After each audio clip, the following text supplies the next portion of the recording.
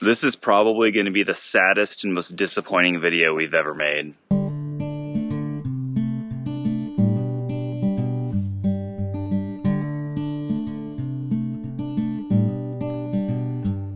Hi, my name's Nick and welcome to the Rig & Farm YouTube channel. If you've been following us for a while, you know that we have heritage breed pigs that we raise in our wooded pasture. This past summer we got a boar to breed with our 2 females. We never actually saw him do his job. We've seen attempts, but nothing ever seemed successful. Apparently, at least one time took because one of our pigs had babies a few days ago. As soon as we realized she was in labor, we actually posted a quick YouTube short showing that. Later that evening, we did a live stream of her giving birth to 7 of her 12 babies. It was her very first litter, so she wasn't very experienced. It was also our very first time ever experiencing pig birth on a farm.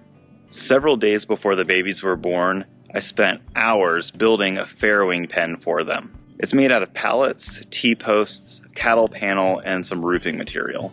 We put straw on the floor where the piglets will go, as well as a heat lamp so they'd be able to stay warm in this winter weather. Unfortunately, once it was finished, it was too late. She was already in labor and there was no way we could move our 550-pound pig through the woods and into that section of our property. Something extremely common with piglets is getting crushed by their mothers. A 550-pound pig stepping on a 1-pound piglet? It never ends well. All 12 babies were born between 7 and 9 p.m. on Wednesday night. Thursday morning, the temperatures got down to 27 degrees. When we checked on them that morning, 3 were already gone. We suspect those 3 were lost due to being stepped on. By the end of the night, we were down to 7. Friday morning, it started raining pretty badly, and it was still very chilly. Cold rain, cold babies, in the middle of the woods, we were down to 6. A few hours later, we went to check on them again, and we were down to 5.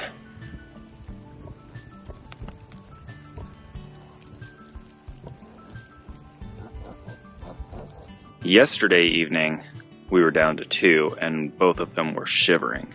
Morcia, that's the mom's name, wasn't able to keep her babies alive in the woods. I tried to lure her with some food away from the babies. I got her probably 100 feet away when Ashley went in to try to pick up the 2 survivors so that we could get them into that farrowing area and hopefully she would follow. As soon as Morcia realized that Ashley had one of the babies, she immediately stopped eating, turned around, and charged at Ashley. Luckily, she was able to put the baby down before Morcia was to cause any harm. Not only is it extremely sad and disappointing, but it's also cost a lot of money to get them to this point. Morcia and her twin sister Guanciale have eaten about $700 worth of food since we got them on our farm in October of 2021. Larda has only eaten about $350 worth of food so far. Starting a farm from scratch is extremely challenging, especially when you don't have any professional experience. There's certainly a lot to learn, and most of the learning unfortunately comes from making mistakes. That's one of the reasons we started this YouTube channel.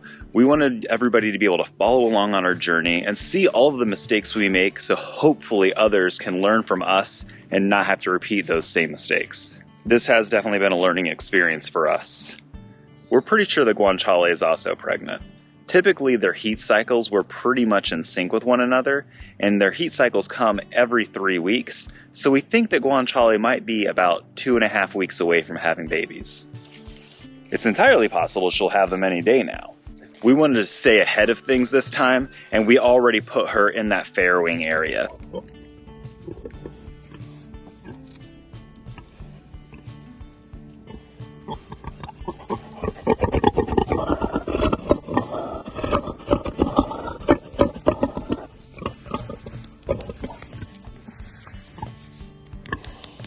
Even if she doesn't have the babies in the shelter that we built, we can at least easily move them while she's eating or drinking and get them under the heat lamp onto the straw so they can stay warm, covered, and hopefully have a much better chance of survival. Morcia's babies would have had a much better chance of survival if she was at a more conventional farm in a controlled area. I'm going to go ahead and show you a picture of what that looks like.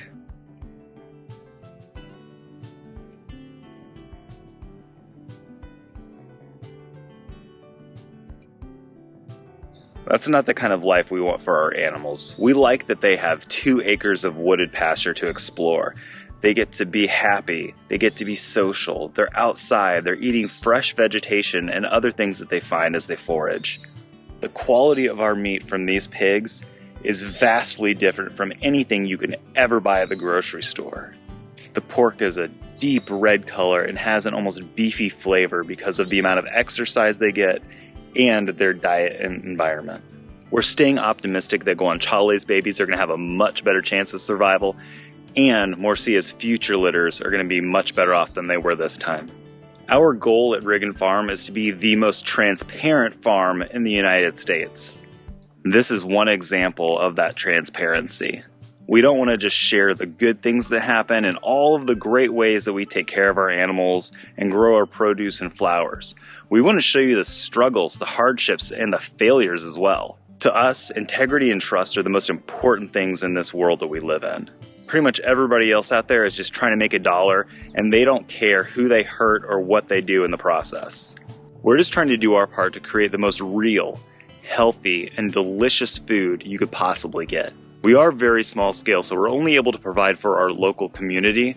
We'd love to grow to a place where we can afford to hire employees, maybe even expand our land by buying some adjacent properties so that we can increase our production and supply to a larger community.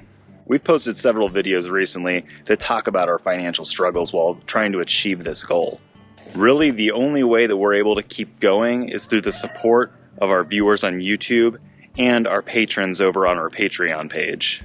Even a small pledge as little as a couple dollars a month makes a huge difference towards us continuing this business or having to just fold and sell. And if that happens, I have no idea where we'll go, because we literally and figuratively put all of our eggs in one basket. Thank you so much for watching, and we'll see you next time.